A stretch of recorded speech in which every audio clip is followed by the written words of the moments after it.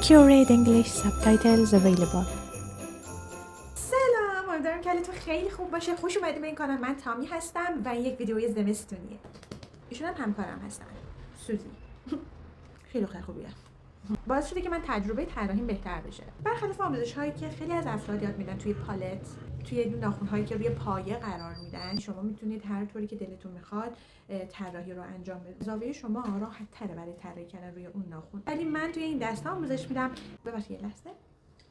تمام نکات مربوط به اینکه چجوری اینو آماده سازی بکنید، که چجوری ازش استفاده بکنید، چجوری لاکش رو بزنید، چجوری کاری بکنید که این بچسبه و دیگه کنده نشه، یه زیرسازی انجام بدید که باعث نشه که در آینده اون طراحیتون لیفت بده. برام ازش استفاده میکنم بعد از این همه مدت که توی پالت های سویچی و توی ناخن های معمولی من طراحی کردم. خب اونجا خیلی فضا راحت تره. روش آماده سازی هر ناخن روی دست ایشون رو قبل از اینکه طراحی رو با من شروع بکنید یا خودتون شروع بکنید رو کامل اونجا توضیح دادم که دیگه نخوام هر بار توی هر ویدیو اولش رو به اون مطالب اختصاص بدم و وقت ویدیو گرفته میشه و وقت شما هم گرفته میشه. چجوری باش رفتار کنید که وقت عصبانی نشه. خیلی مهربون، اصلا قر نمیزنه حین کار. این ویدیویی که لینکشو بالا گذاشتم میتونید برید ببینید و بعد بیاید ویدیوهای آموزشی من رو ببینید و حرفه‌ای‌تر بشید. وقتی که وارد زمستون میشیم، طرح‌های زمستونی که ترند میشه، حالا مشتری‌ها میخوان بیان طرح‌های زمستونی رو دستشون بزنید، یه طرحی هست که طرح مخملی و برجسته است، ولی با برجستگی‌های متفاوت. متریال متفاوتی وجود داره برای اینکه ما بتونیم همچین طرحی رو بکشیم. تکنیکش به درد طراحی‌های دیگه هم میخوره، چون یک بافت سه‌بعدی میده، ولی با انواع متفاوت متریال ها حجم دهی ها هم متفاوته. توی این ویدیو من کامل اینها رو براتون آزمایش کردم و توضیح دادم. این تکنیک رو توی هنرهای دیگه هم استفاده بکنید، چون من قبلا خودم توی طراحی اکسسوری و مجسمه بودم. تو اونجا خیلی آموزش های گسترده واسه رنگامیزی ظریف توی مجسمه ها من پیدا نکردم واقعا. اما وقتی که اومدم تو طراحی ناخن متوجه شدم که واو، چقدر این طراحی گسترده است و چقدر میشه ازش استفاده کرد توی کارهای دیگه، چون یه کار خیلی ظریف و ریزیه با خیلی از آزمون و خطاهایی که افراد دیگه کردن. این هنر گسترده تر شده چون مخاطباش زیاده، مشتریهاش زیاده، نکات بیشتری در موردش وجود داره که شما میتونید از اون توی هنرهای دیگه هم استفاده بکنید. دیگه بریم سراغ آموزش. خدافظ. انواع بافت‌های مختلف وجود داره. یکی از رایج‌ترینشون اینه که از بالا تیز شروع میشه، با یه شیب آروم و نزدیک به صفری میرسه به اینجا و با یه شیب تند میاد به پایین، انگار یه برگ میخواد تشکیل بده، چون زیرش هم خطی دقیقاً مثل همین شکل میگیره. خب و این انتها هم رو قطع میکنه، هم بالا هم پایین. توی بافت ها دقیقاً این نقاطی هستن که توی هم تنیده میشن، نخ‌ها، و اینجاها برای زمانی که میخواید کار برجسته انجام بدید نباید اینجا رو برجسته کنید. اینا تو رفتگی های اون نخ هستن. اون قسمت باید برجسته بشه. حالا همین شکل هی تکرار میشه در جهت‌های متفاوت. اول اینکه یه دونه روبروش اتفاق میفته، دقیقاً هم شبیه به همین باید بکشید. زیرش از اینجایی که من ضرب در زدم شروع کنید و به همون اندازه بالایی بکشید تا پایین، دوباره روبروش، و این تمرین تناسب و چشم و کشیدنتون رو هی انجام بدید که عادت کنه چشم، ذهن هم تمرین کنه تناسب‌ها رو از توی برگه تا روی پالت و ناخن. ببینید یه خط صاف اینجا رو اگه در نظر بگیرید، اینجا باید هی این طرح تکرار پیدا کنه.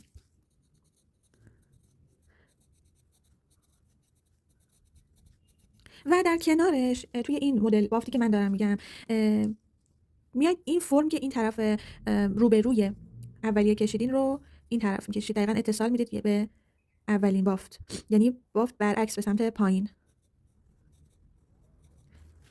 اینم که این طرف میاد و بافت به سمت پایین. همین ادامه میدید و یه بافت کامل تشکیل میدید. این رو میتونید توی انواع لباس، شال استفاده بکنید. وقتی که یاد گرفتید مثلا کلا یه لباس بکشید که بافت این مدلی روش کشیده شده باشه، آستیناش هم همینطور، یقش هم همینطور. اما این فرم بیشتر به درد طراحی میخوره، یعنی من بیام اینجا بافت رو بکشم با لاک ژل معمولی و قسمت‌هایی که توی هم رفته اینجا رو سایه تیره تر بزنم، قسمت‌هایی که بیرون زده رو یا سایه نزنم یا سایه روشن بزنم که نشون بده که توی هم رفتن اینا. اما من میخوام که حالت برجسته کار بکنم و کار برجسته خودش اون بوده رو میده، اون سایه رو به ما میده. روش‌های مختلفی هست برای برجسته کردن بافت که بود داشته باشه و سایه کاری لازم نداشته باشه. مثلا استفاده از ژل‌های آدامسی. توی این قسمت حجم‌دهی با پودر، لاک ژل یا پینت ژل و رابر بیس رو می‌بینید. فقط قبلش بگم که این طرح خیلی به هم دیگه اتصال داره. خب من میخوام حالت برجسته انجام بدم، یه مقدار اینا رو از هم دیگه جدا میکشم. اینا سلیقه‌ایه ولی کلا جدا میکشم به خاطر اینکه رنگ‌ها توی هم پخش نشن و کار خراب نشه. مثلا این قسمت شروعش یه ذره از هم فاصله میدم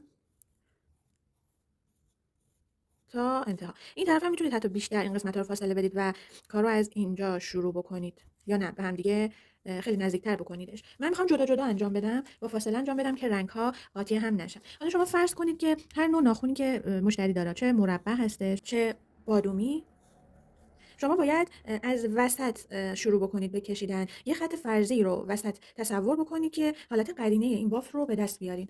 یه خط این وسط تصور میکنید، اول بافت وسط رو انتقال میدید و بعد کنارش بافتای کنارها رو انجام میدید تا یه حالت قرینه به دست میاد. اینجا هم همینطور، چه مربع باشه چه بادومی چه گرد، اول از خط وسط شروع بکنید. یه لایه لاکشلش رو من میزنم و لاکشل هم کاملا خوش شد و روش تاپ مات میزنم که باعث میشه که این ناخون براقیتش رو از دست بده و مات بشه. توی بافت ها هم در واقع براقیتی وجود نداره مگه اینکه بخواد مثلا اون بافت نخ شاینی چیزی داشته باشه، ولی خود اون بافت براقیتی نداره. واسه همینم من از تاپ مات استفاده میکنم و سطح زیر رو مات میکنم کامل. میذارم توی دستگاه تا خوش بشه. بعد از اینکه تو دستگاه خوش شد میبینید که چه جوری این براقیتش رو از دست میده. البته برای براقیت از دست دادن براقیت میشه که بافر هم کشید، ولی بافر تنها کافی نیست برای این طرح. باید حتما تاپ مات بزنید که این مات بشه و حتما یه لایه محافظ روی این طرح قرار بگیره. خب ببینید چجوری مات شد، خیلی قشنگه این رنگ لاک مات. از همون لاک ژلی که این لاک رو زدم استفاده میکنم و چون میخوام چند تا روش برجسته سازی رو یاد بدم، یه چند تا قطره از این لاک ژل روی این پالت میریزم که با مواد مختلف میخوام ترکیبش بکنم. اولی رو با رابر بیس ترکیب میکنم، دومی رو با پودر که مورد علاقه خودمه و سومی رو هم فقط به خاطر اینکه قلم رو باهاش تیز بکنم و طرح کلی رو بتونم باهاش بکشم. حالا نکتهشو بهتون میگم که چرا میخوام با این طرح کلی رو بکشم. یک مقدار از این رابر بیس که برای لامینت هم استفاده میشه کلا یه حالتی به لاک ژل میده که رقیقش میکنه، رنگش یه ذره کم رنگ میشه. یه مقدار میزنید و با قلم طراحیتون به هیچ عنوان، یعنی قلم طراحی اصلیتون به هیچ عنوان این دو ماده رو قاطی نکنید. اولا که باید فشار بدید و کامل قاطیش بکنید. بعدم رابر بیس برای قلم طراحی خوب نیست، خرابش میکنه. چون مقدار کمی از رابر بیس رو روی پالت گذاشتم، کم کم رنگ رو به سمتش هدایت میکنم و با داتینگ اونها رو هم میزنم. در واقع میخوام رنگ لاک ژل توسط ویسکوزیته بالای رابر بیس هم ویسکوزیته بالایی بگیره و توی طراحی پخش نشه.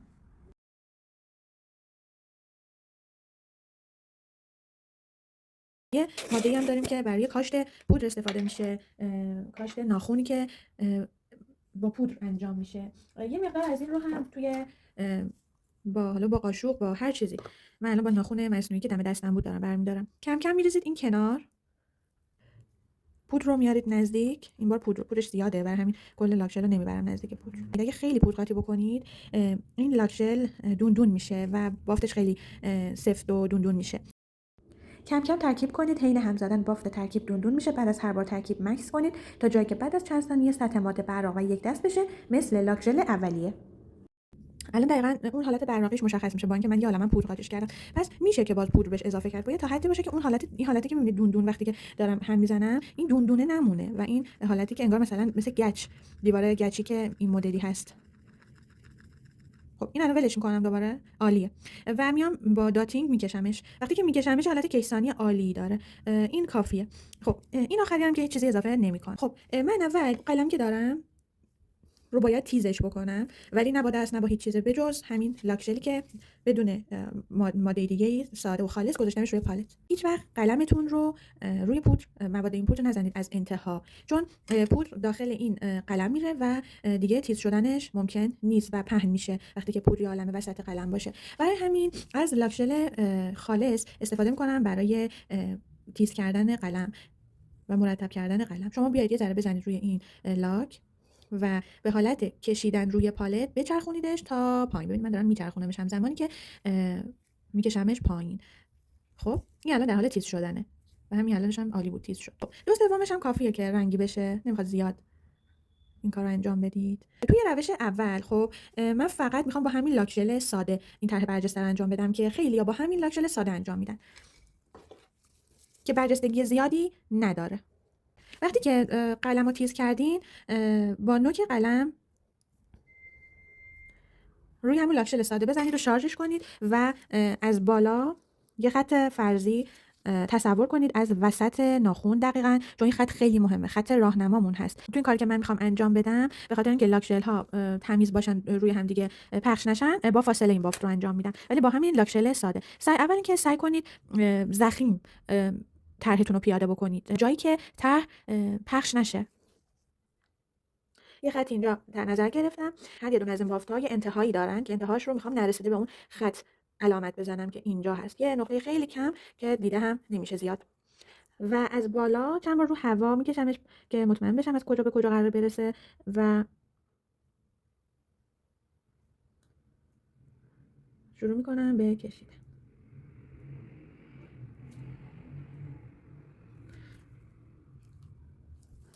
روبروش هم همینطور.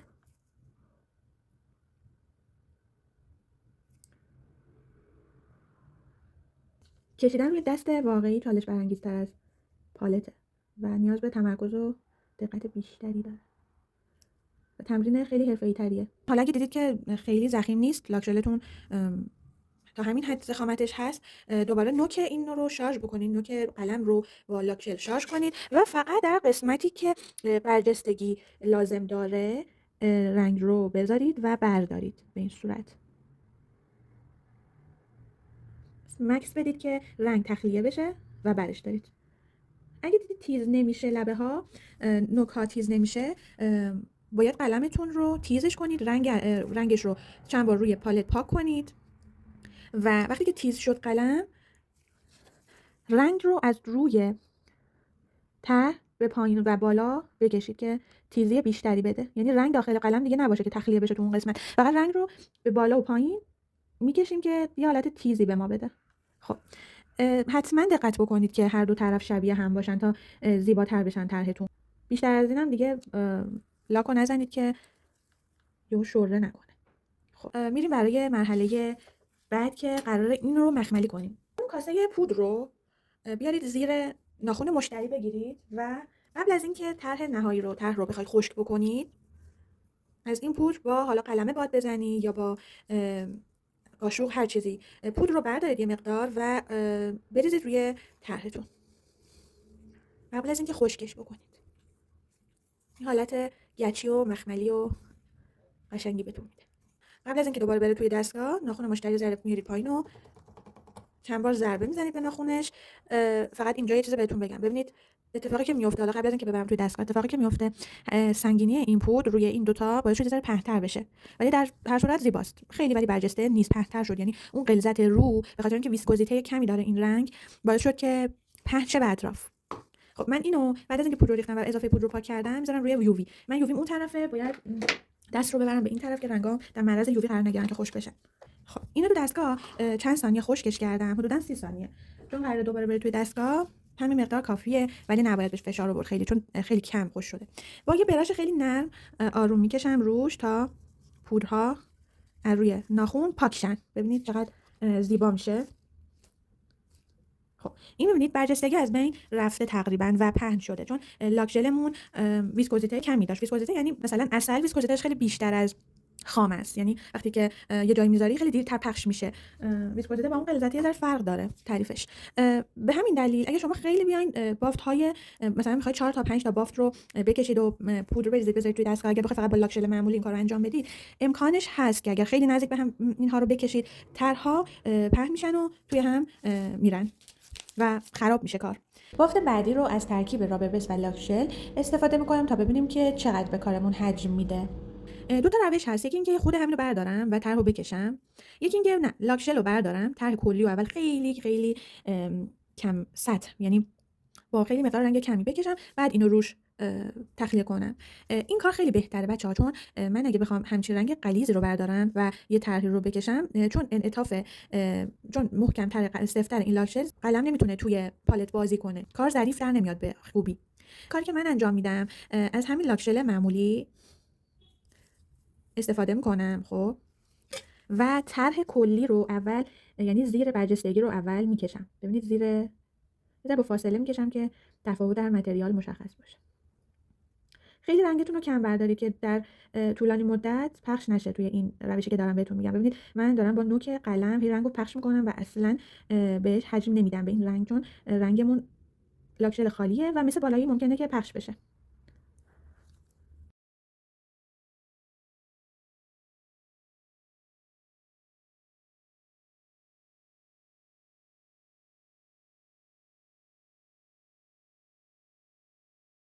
حالا قلمم رو تیز میکنم، با نوک قلم از ترکیبی که ساختم برمیدارم مثل توپ، ولی توپ کم به اندازه ظرافت کار، همینقدر کافیه. یعنی فقط نوک قلم رو شارژ میکنم، میارم روی وسط کار میذارم. هیچ وقت از بالا و پایین شروع نکنید. خب بالا و پایین همون بافتی هستن که ابتدای طرحمون هستن که باید تو رفته باشه و ضخیم نباشه.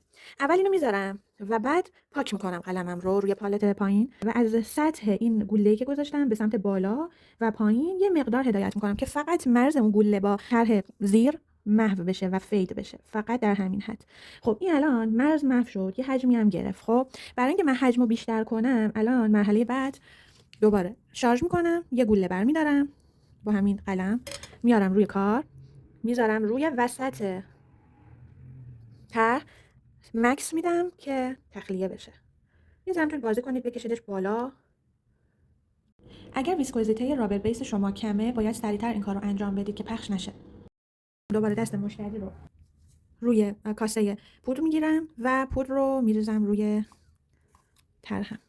اینقدر پودر میریزم که دیگه سیر بشه، چون پودر انگار میخوره این رنگ. دوباره چند تا ضربه میزنم به ناخن مشتری، میره توی دستگاه یووی. خب چند ثانیه خشکش کردم، با براش نرم پودرهای اضافی رو پاک میکنم. نمیدونم توی دوربین دیده میشه یا نه، اما روش دوم که رابر بیس به علاوه لاک شل بود، حجم دهی بیشتری داده تا روش اول که با لاک شل معمولی بود، اما باز هم مقداری پنج شده چون ویسکوزیته رابر بیس ما کم بود. در روش سوم هم طرح اصلی رو با لاک شل خالص میکشم و با ترکیب پودر کلیر و لاک شلی که ساختم بهش حجم میدم. کشیدن این طرح یه روش دیگه هم داره که در آخر بهتون آموزش میدم که خیلی تیزتر و بهتر در بیارید. اگر فشار دستتون رو نمیتونید از ابتدا تا انتهای برگ یا هر چیزی حفظ کنید، سعی کنید قبل از اینکه بخواید پودر رو مواد رو برای برجسته کردنش اضافه کنید، اصلاحات طرح رو انجام بدید، چون وقتی که حجم سازی میکنید دیگه هم سخته، هم امکان خراب شدن طرح خیلی بیشتره. رنگ قاطی با پودرم رو با نوک قلم برمیدارم، یه ذره بافت این رنگ پودری داره به دوندونی میره، به دوندون شدن گرایش پیدا میکنه که باید یه ذره لاک شلش رو بیشتر کنم، چون کشسان دیگه نیست، از اطراف این پودرای دور خورده. خب اینم قرار میدم در وسط برجستگی، اونجا که میخوام برجسته بشه، و چون این خیلی دیگه غلیظ‌تر شده، یه ذره سخت‌تر رنگ از قلم جدا میشه و کنترلش یه ذره سخت‌تر شد. مجددا از روی این گلوله به سمت پایین هدایت کنید، از روی این قسمت هم به سمت بالا. همین کار رو برای قسمت روبرویی هم انجام بدید. مکس بدید، یه حباب اینجا تشکیل شده، میتونید یه ذره روش قلم رو بازی کنید با قلم که این از بین بره. این یکی یه ذره حجمش مثل اینکه کمتره، من دوباره رنگ رو میذارم، مکس میدم، یه ذره با دوران کردن قلم باعث میشم که رنگ سریعتر پیاده بشه.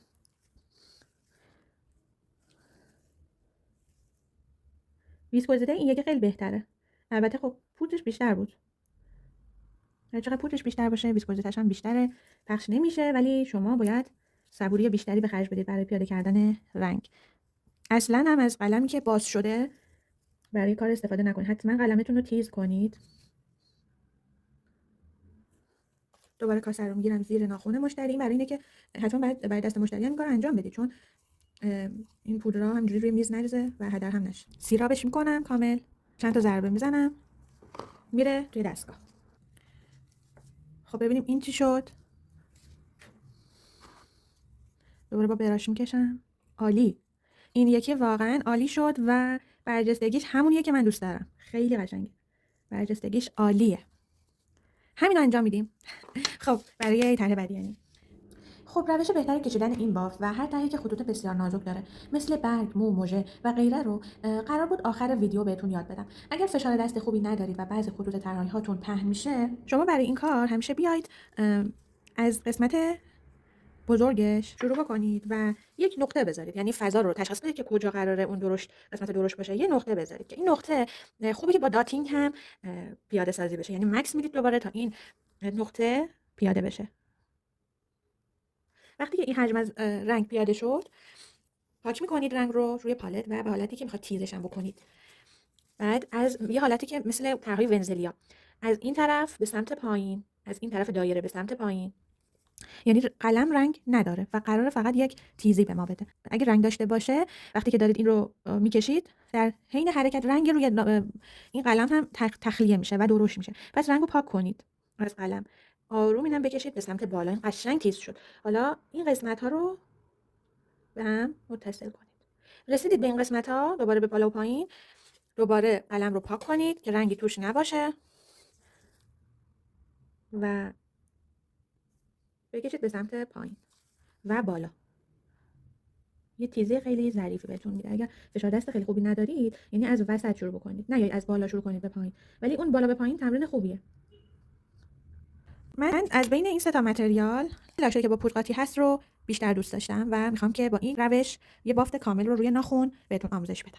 البته برای سرعت داشتن توی کار میتونید با همین رنگی که با پود قاطی شده بود هم بدون اینکه سطح زیر رو طراحی بکنید کارتون انجام بدید. یعنی بعد اینو تخلیه بکنید، یه مقدار به حالت دورانی ولش بکنید، قلم رو پاک کنید روی پالت که رنگش بره از اینجا به سمت پایین و از این سمت به سمت، از این پشت دایره هم به سمت بالا بکشید. ولی چون رنگ غلیظه، بازی باهاش یه مقدار ریسک داره.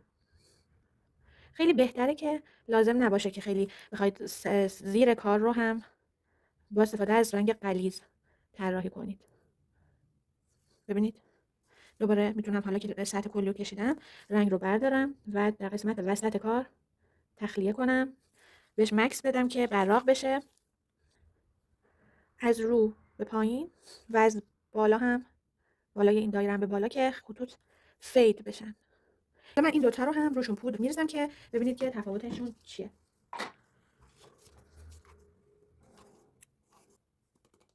ضربه به دست مشتری، ولی اینقدر محکم نه، بلندش میشه. خب و میره توی دستگاه یووی. اینم پاک کنم. ببینید این طرح خیلی کم رنگی که من کشیدم با رنگ کم اصلا مشخص نیست. این یکی خوبه اما نوک بالا و پایین هم ضخیم شده، یعنی سطحش تقریبا هم سطحه. به نظر من این روش بهتر بود با پود قاطی بکنید و خیلی آروم به بالا و پایین بکشید. خب مشتری خیلی راضی بودن، مثل اینکه خوششون اومده، دارن لایک نشون میدن. خیلی ممنونم ازم از صبوریت. مات به دستای خوشگلت خیلی قشنگ شده. بریم برای طرح کلی این بافت کامل رو یاد بدم.